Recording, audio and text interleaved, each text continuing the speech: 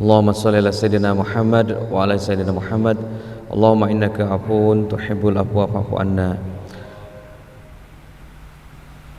Qala Allah Ta'ala fil Qur'anil Karim, inna Allah astafa Adama wa Nuha wa ala Ibrahim wa ala Imran 'alal 'alamin dzurriyyatan min ba'di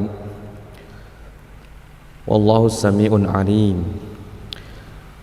Wa qala Allah Ta'ala aidan fi akhir ayah, kuntum khairu ummah ukhrijat linnas ta'muruna bil ma'ruf wa tanhauna 'anil munkar. Hadirin para mu'takifin jamaah zuhur yang berbahagia, kali ini kita membahas peran pendidikan Islam dalam membentuk pemimpin atau kepemimpinan global. Dalam surah tadi yang dibacakan oleh di surah Al Imran ayat 33 dan 31, innallaha astafa Adama wa Nuhan wa ala Ibrahim wa ala Imran 'alal 'alamin. Sungguhnya Allah telah memilih Adam, kemudian Nuh, keluarga Ibrahim dan keluarga Imran yang melebihi dari generasi demi generasi. Sesungguhnya ketika diturunkan Adam itu, kalau kita mau memsimplifikasi, hukum syariat yang muncul hanya satu, ya hadirin ya. Jadi ketika Nabi Adam dan Siti Hawa itu masih berdua di surga, hanya ada satu larangan sebenarnya, simple ya, wala taqrabu hadhihi sajarah, cuma itu aja sebenarnya, nggak ada perintah-perintah yang lain. If'al ma syi'ta, kata Allah Subhanahu wa taala, berbuatlah sesuka hatimu berdua ya, berbulan madu, bercengkrama, nikmati surga Firdaus dan seluruh level-level surga, tapi wala taqrabu hadhihi sajarah, cuma satu aja, pohon ini gitu, bukan pohon rambutan. Kalau pohon rambutan kan mungkin di UI3 banyak nih, ada mungkin ribuan, atau pohon mangga gitu. Enggak, wala taqrabu hadhihi sajarah, cuma satu sebenarnya. Tapi karena kita al-insan makanun nisyan, manusia ini tempatnya salah, tempatnya berlebih-lebihan ya. Makanya doa kita, Rabbana ighfir lana dzunubana wa israfana fi amrina wa tsabbit aqdamana wansurna 'alal qaumil kafirin. Ya Allah, ampunilah kami karena kami selalu sukanya lebih-lebihan. Ya, buka gitu, kita cukup sebenarnya dengan 3 butir kurma atau 7 butir maksimal dengan air putih. Kadang-kadang masuk gorengan, masuk nasi uduk, masuk yang lain ya, ketoprak, lontong, sayur dan seterusnya dan seterusnya. Nah, bahwa larangan yang simpel satu itu saja, kemudian Nabi Adam alaihissalam dan Siti Hawa ditakdirkan dilanggar. Jadi istilahnya kalau kita mau simplifikasi, dulu pipanya hanya 1 inci ya. Kalau kita ibaratkan syariat Islam ini pipa ya. Nabi Adam dan Siti Hawa itu kan ditunjuk sebagai pemimpin. Ketika ditunjuk, wahyu yang pertama menekankan pentingnya pengetahuan ya. Iqra bismi rabbikal ladzi khalaq, khalaqal insana min 'alaq. Sebenarnya kita sudah diberikan rambu, dan Nabi Adam diberikan wahyu dan kemampuan inspirasi bahwa bisa memberikan nama-nama, memberikan diksi, definisi ya, mengenal nama-nama dari seluruh makhluk-makhluk Allah yang tidak dimiliki pengetahuan oleh makhluk yang lain, termasuk yang senior. Ya, jin itu termasuk yang senior sebenarnya. Ya, ketika itu Nabi Adam diberikan kontestasi oleh Allah Subhanahu wa taala dan mampu menyebutkan semua nama-nama.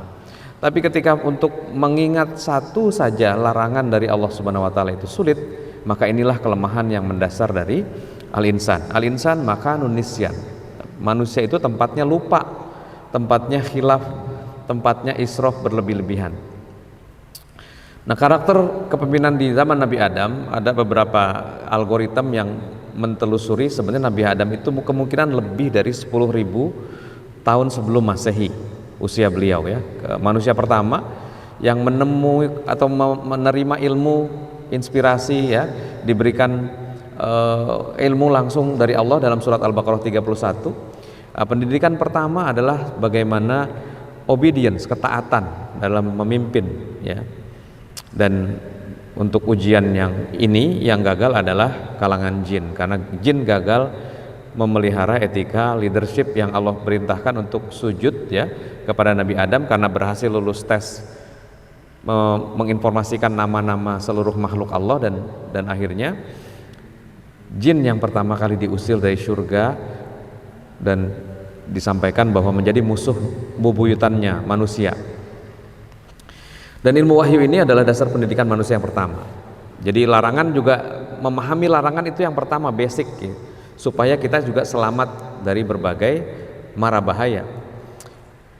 Makhluk yang kedua yang Allah beritakan di surat Al-Imran tadi adalah Nuh alaihissalam. Nuh alaihissalam itu usianya relatif lama, 1200 tahun, dan kiprah kenabiannya 900 tahun. Jadi 300 tahun beliau belum diangkat menjadi nabi. Tepatnya kurang lebih kira-kira lebih dari 4000 sebelum Masehi, yang diperintahkan oleh kepada Nuh adalah mengoreksi tauhid di tengah-tengah masyarakat, termasuk keluarganya yang sudah mulai melenceng. Karena ada 5 patung orang terbaik ya setelah Nabi Adam, itu orang soleh yang kemudian malah jadi berhala. Jadi ada dekadensi moral dan sosial. Bahkan Nuh alaihissalam tidak bisa mewariskan imannya ya, hidayahnya kepada Kan'an ya, anak laki-lakinya yang kemudian tidak selamat ketika bahtera Nuh alaihissalam. Nah, yang menarik kemudian Allah tidak menyebutkan Ibrahim saja, wa ala Ibrahim, dan keluarga Ibrahim.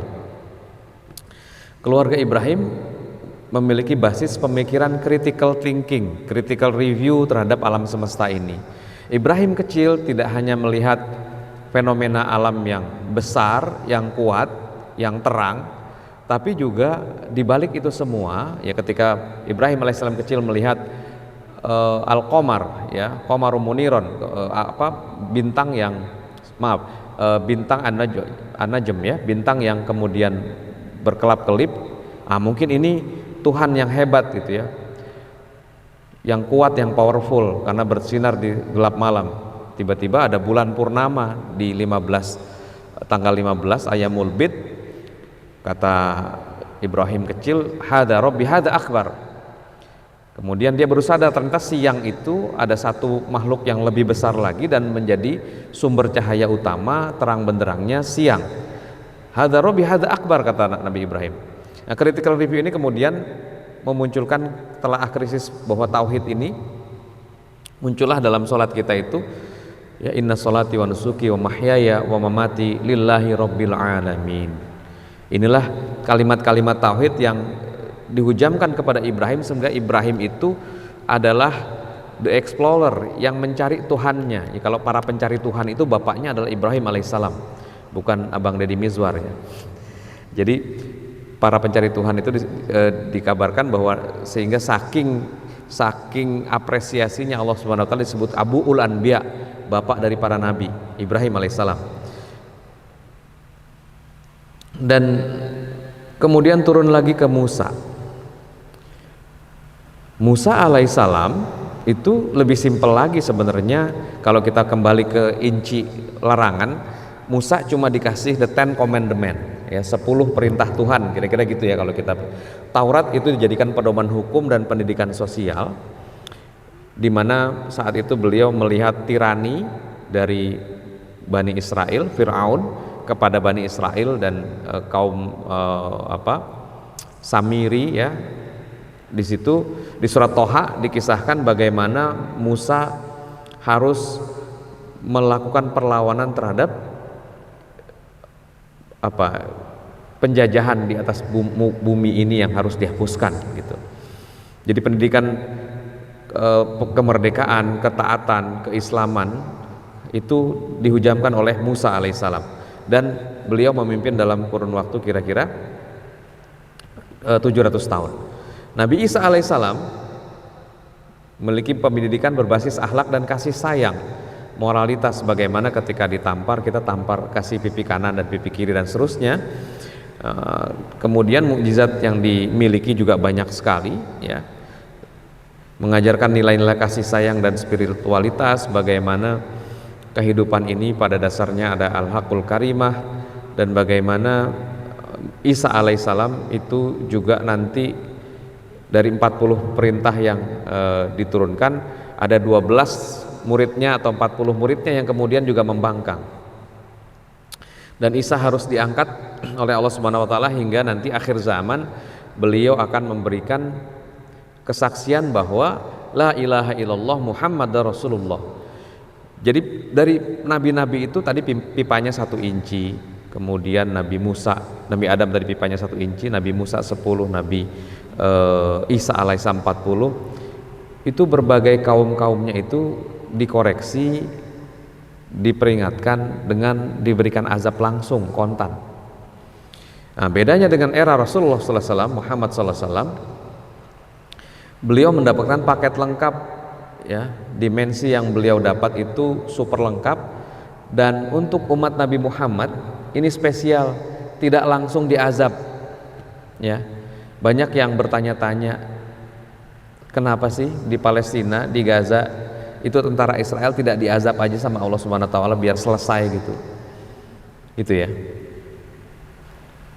Seorang Grand Sheikh dari Kairo menjawab simple, kalau seluruh musuh tiran yang ada di Palestina itu selesai, lalu bagaimana nasib kita ini yang di luar Palestina mendapatkan pahala iman, pahala surga ketika kita tidak berbuat apa-apa terhadap Palestina dan Gaza dan Al-Quds, ya.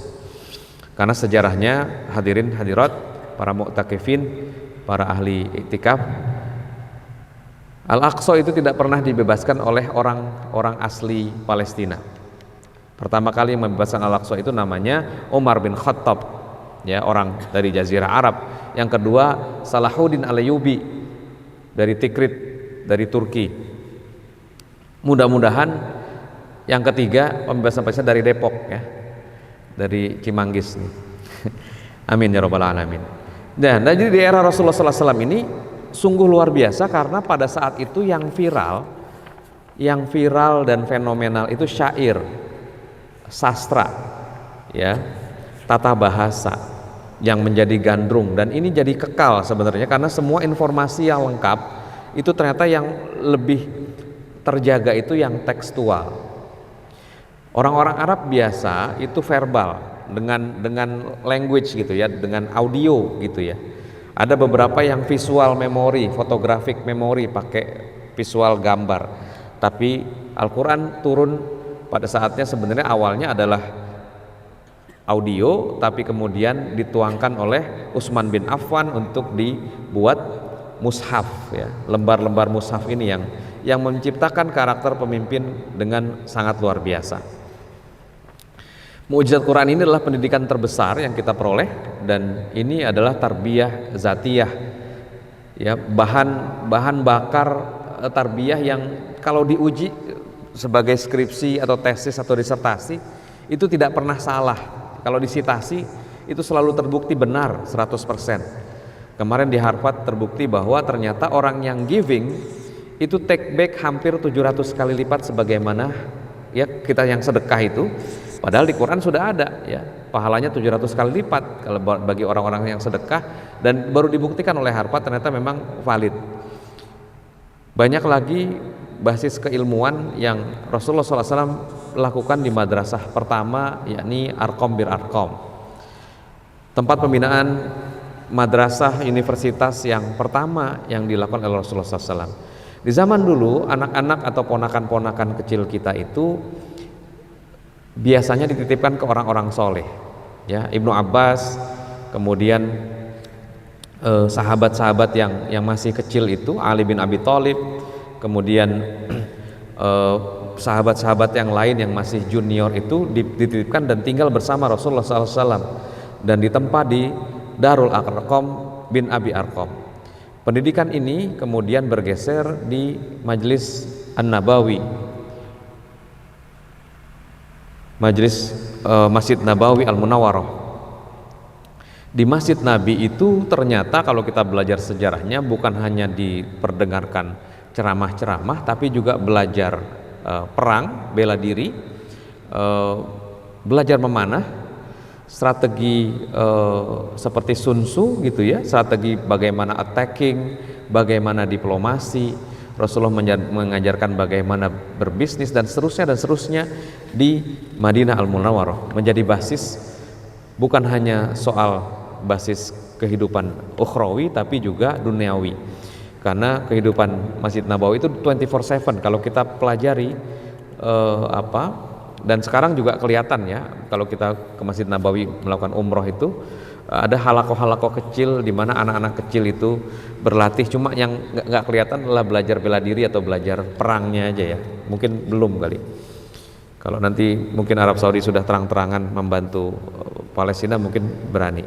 Yang menjadi tantangan literasi pada saat zaman Nabi Muhammad hanya 17% yang mampu membaca, sisanya hanya audio ya, hanya audio.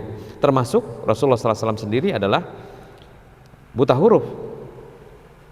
Dan disinilah muncul Abu Bakar As-Siddiq yang mempersonifikasikan sebuah mekanisme konsensus dan delegasi. Abu Bakar itu ahli konsensus dan ahli delegasi. Ketika Rasulullah wafat, hampir berhari-hari para sahabat galau dan hampir saling curiga ya. Abu Bakar muncul dengan mari kita pahami konsensus dan mari kita pahami delegasi, bahwa kekuatan tidak akan sentralistik kepada Abu Bakar As-Siddiq tapi juga didistribusikan, didelegasikan kepada sahabat yang lain. Umar bin Khattab punya peran, Utsman bin Affan punya peran, Ali bin Abi Thalib juga punya peran, dan akhirnya masing-masing khalifah itu punya karakter yang khas untuk pendidikan peradaban kita. Umar bin Khattab mendirikan Baitul Mal menjadi sekolah formal ya, sekolah formal Baitul Hikmah dulu, nanti diteruskan di Cordoba tuh. Jadi sekolah umum pertama itu di Madinah didirikan oleh Umar bin Khattab. Utsman bin Affan tadi membentuk mushaf Utsmani atas nama beliau, lembar-lembar Quran kemudian dicetak dalam printing dalam bentuk kertas dan dikodifikasikan sesuai dengan urutan yang Rasulullah sampaikan. Kan pertama bukan Iqra jadinya ya, bukan Iqra bismillahirrahmanirrahim khalaq, tapi Al-Fatihah. Ayat pertama sebenarnya Bismillahirrahmanirrahim ya. Tidak semua ayat pertama itu Bismillahirrahmanirrahim, makanya beberapa imam melafazkan Bismillah cukup tidak tegas. Di era Khulafaur Rasyidin tadi bahwa ada banyak sekali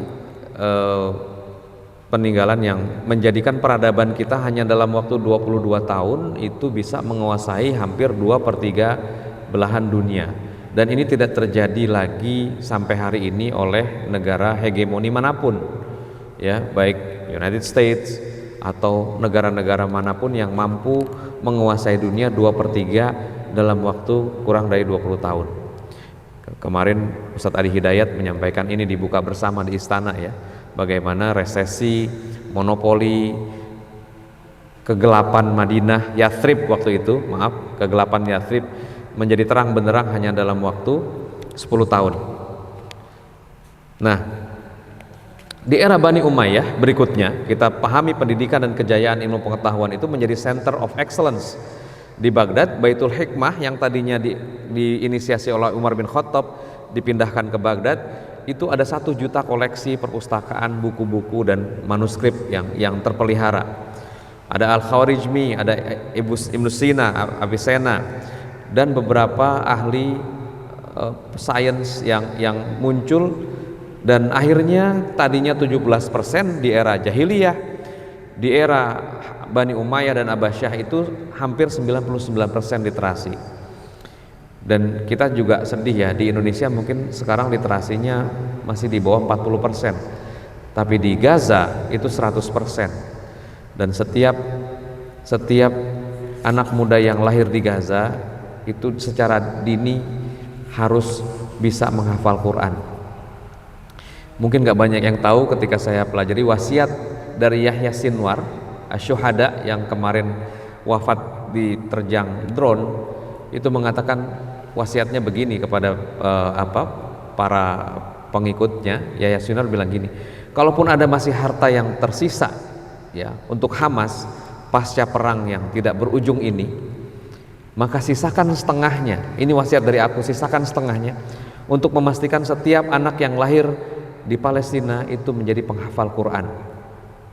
Jadi saking concernnya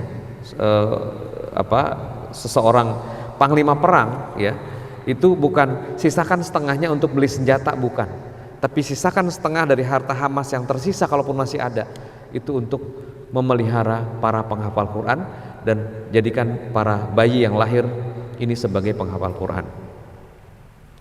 Pendidikan Islam di era Abbasiyah dan Umayyah ini kemudian menjadi golden age, ya. Saya rasa tidak ada lagi perpustakaan yang bisa mengumpulkan rangkaian ilmu yang harmoni, sains antara Yunani dan Persia serta belahan bumi lain kecuali di Baghdad ini, di Baitul Hikmah di Baghdad. Sehingga Universitas Cordoba, ya, kemudian pendidikan-pendidikan yang muncul dari para tokoh-tokoh tadi, Al-Khwarizmi, Ibnu Sina, Al-Farabi, ilmu filsafat, pendidikan itu lahir dengan tidak kurang dari 70.000 mahasiswa yang belajar dari berbagai penjuru Eropa, Asia dan Afrika. Di era Andalusia, era berikutnya, itu ditemukan fakta bahwa sebenarnya dulu kalau kita lihat film-film Eropa lama, ya, Robin Hood gitu atau lain, itu orang Eropa jarang mandi sebelum Islam mengenalkan toharoh, ya, wudhu dan bersuci. Itu tradisi mandi itu muncul dari kalangan kaum muslimin. Mereka itu mandi mungkin 3 bulan, 6 bulan karena musim dingin yang berkepanjangan, ya. Ini bagian dari, ini seperti kalau hari ini masih di Papua tuh teman-teman. Kalau teman-teman ke Papua, salah satu obat anti nyamuk dan malaria itu adalah minyak babi. Jadi babi yang dipanggang, ada minyaknya keluar, itu dibalur ke tubuh mereka masing-masing. Itu katanya obat anti nyamuk yang sangat mujarab. Nah, itu kebayang, ya. Ini juga mungkin pernah dilakukan oleh bangsa Eropa ketika sebelum masuk Andalusia menerangi peradaban Eropa. Andalusia kemudian jadi pusat peradaban Islam, menjadi center of excellence, di mana pemimpinnya Abdurrahman III dan Al-Hakam II, ya, menjadikan 400.000 sampai 1 juta buku ada di perpustakaan Cordoba yang kemudian sebagian besarnya ditumpahkan ke sungai, yang sungai itu katanya langsung berubah warnanya jadi hitam pekat karena tinta yang luntur dari buku yang dimusnahkan itu. Di Cordoba, Sevilla, Granada nampak masih bekas-bekas kerajaan atau kejayaan Andalusia dengan bangunan Alhambra, ya. Kalau mau lihat miniatur Alhambra ini ada di Sentul tuh. Profesor Haji Ahmad Syafi Antonio mencoba membuat replika Alhambra di Taskia. Kemudian superior peradaban yang terakhir dan masih bisa kita lihat adalah era Utsmani 1299 sampai 1924. Jadi baru 100 tahun nih sebenarnya Ottoman itu meninggalkan kita. Tapi Utsmani ini sebenarnya kalau dilihat dari segi peradaban, beliau ini dari mulai Seljuk, ya, kemudian Sultan Mehmed, Al-Fatih dan seterusnya. Kebayang nggak teman-teman, 40 turunan, ya, mereka semua doktor di bidang fisika, kimia, menguasai puluhan bahasa, kemudian doktor, ya, maksudnya punya karya ilmiah. Kalau kita belajar sejarah, Al-Fatih itu punya gagasan membongkar kapal besar untuk digotong 70 km, ya. Tahu, ya, di film-film itu, ya, Al-Fatih itu dibongkar pasang tuh, ya, kapalnya. Kalau nggak ngerti engineer, nggak ngerti mekanika, nggak mungkin dia bisa. Kan nggak mungkin menebang kayu di Istanbul gitu, ya. Jadi waktu itu katanya kapalnya dibongkar, digotong pelan-pelan dalam waktu yang cepat sehingga teluk itu, ya, Istana Topkapi itu yang di Istanbul itu Persia bisa dikuasai. Karena kalau enggak kan ada rantai gitu, ya, di itu, ya, yang di film itu rantai dan granat dibombardir habis-habisan dan hampir 800 tahun itu tidak ada yang bisa tembus Persia, ya. Dan akhirnya Al-Fatih lah salah satu tokoh yang bisa. Nah, ini artinya kalau bicara dinasti, ya, dinasti politik, wajar kalau generasi ke-40 agak jelek gitu. Kalau dulu, kalau kita tahu yang namanya al-haram. Harem itu adalah bangunan ma'had boarding school untuk muslimah putri, para penghafal Quran, madrasah-madrasah untuk mendidik keluarga-keluarga yang cerdas gitu ya. Ketika turunannya 40, harem itu jadi berubah menjadi rumah bordil, teman-teman. Ngerti nggak? Saking ada degradasinya dinasti politik ya. Itu 40 generasi. Nah, ini ada yang baru 1 generasi kira-kira gitu ya. Dinasti politik ini gimana nih kira-kira. Jadi kebayang bagaimana Ottoman itu, Utsmani itu menjaga betul nilai-nilai pendidikan, peradaban, sehingga kalau kita masih lihat bekasnya di Istana Topkapi itu luar biasa. Jadi ada beberapa madrasah-madrasah di Utsmani, pusat-pusat ilmu di Istanbul, di Borsa, yang masih menyisakan berbagai peradaban tertinggi, termasuk teknologi jam tangan dan senjata. Ini dari Istanbul semua. Kalau kita masuk Istana Topkapi itu ada beberapa, termasuk bagaimana arloji itu, watch itu muncul dari kerajaan Ottoman sebenarnya. Hadirin, nah kita masuk ke era Wali Songo. Kalau tadi Nabi Muhammad mengambil peran viral, menjawab yang viral dengan sastra, dengan syair, maka yang menarik adalah ternyata yang mengutus Wali Songo ke Indonesia itu dari Ottoman, ya, dari Utsmani. Utsmani waktu itu hampir mengirim 12 kapal besar yang terdiri dari profesor, scholar, scientist dan lain-lain. Salah satu yang menjadi utusan pertama adalah Profesor Maulana Malik Ibrahim. Ini asli dari Istanbul. Beliau adalah profesor irigasi. Makanya dugaan saya mungkin dulu belum ada sengkedan. Tahu sengkedan ya? Teras siring yang untuk sawah perairan itu, yang air dari gunung turun langsung untuk mengairi sawah. Bisa jadi itu salah satu peninggalan legasi dari Maulana Malik Ibrahim sebagai bagian dari tugas beliau, karena beliau Wali Songo ini adalah 9 orang terpelajar, profesor yang memahami sains, memahami teknologi, ditugaskan untuk turun ke sebuah tempat daerah kepulauan namanya Nusantara dan tidak boleh pulang sebelum wafat. Jadi pulangnya hanya nama. Makanya mereka beranak pinak, ada kira-kira 6-7 generasi. Jadi 9 kali 6 kali 7 kira-kira gitu, 40-an. Wali Songo itu jadi 40. Memang 9 yang dikirim pertama, kemudian ada 9 generasi kedua, 9 kali, termasuk Sunan Kalijaga. Nah, Sunan Kalijaga ini juga termasuk yang mencoba mencari solusi gimana caranya orang Nusantara yang sudah terpapar semua nilai agama, kan kita sudah memiliki Kristen, Hindu, Buddha dan seterusnya, itu mau menerima Islam tanpa harus konfrontatif, tanpa harus perang. Akhirnya waktu itu dirumuskanlah bagaimana yang dibutuhkan oleh mereka itu hiburan, entertainment, ya. Nah, Sunan Kalijaga dengan kecerdasan beliau meramu itu dalam puppet show, ya, wayang dan tembang.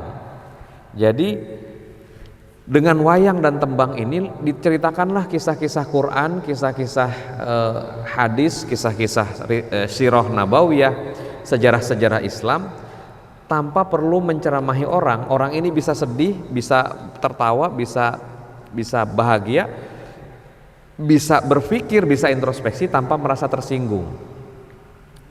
Dan dahsyatnya mereka tampil dengan mensyaratkan tiket harga tanda masuknya adalah syahadat la ilaha illallah Muhammadar Rasulullah gitu. Jadi murah banget tiketnya, tapi dalam kesan yang terjaga.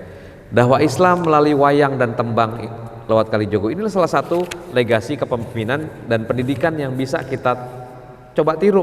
Kalau sekarang ada artificial intelligence gitu ya, apakah media ini bisa membentuk sebagaimana dulu wayang dan tembang oleh para Wali Songo itu bisa mengoreksi nilai-nilai, udah lagi tidak bisa fokus katanya.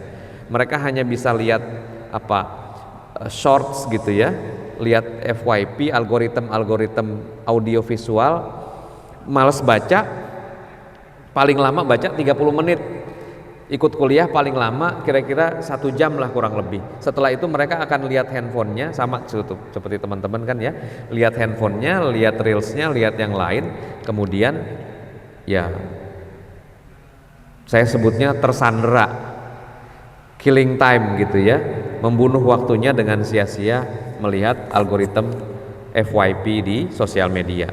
Nah, gimana caranya sekarang kalau kita ingin tantangan data historis dengan Wali Songo, dengan wayang dan tembang? Ternyata ada 30.000 pesantren sekarang yang tersebar di seluruh Indonesia. Ada banyak kiai dan ulama.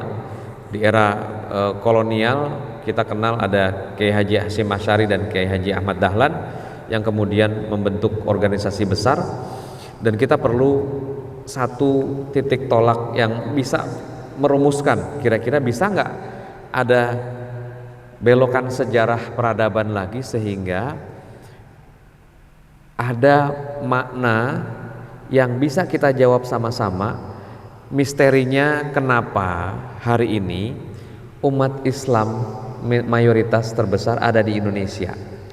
Bisa dijawab nggak sama teman-teman sekalian hari ini?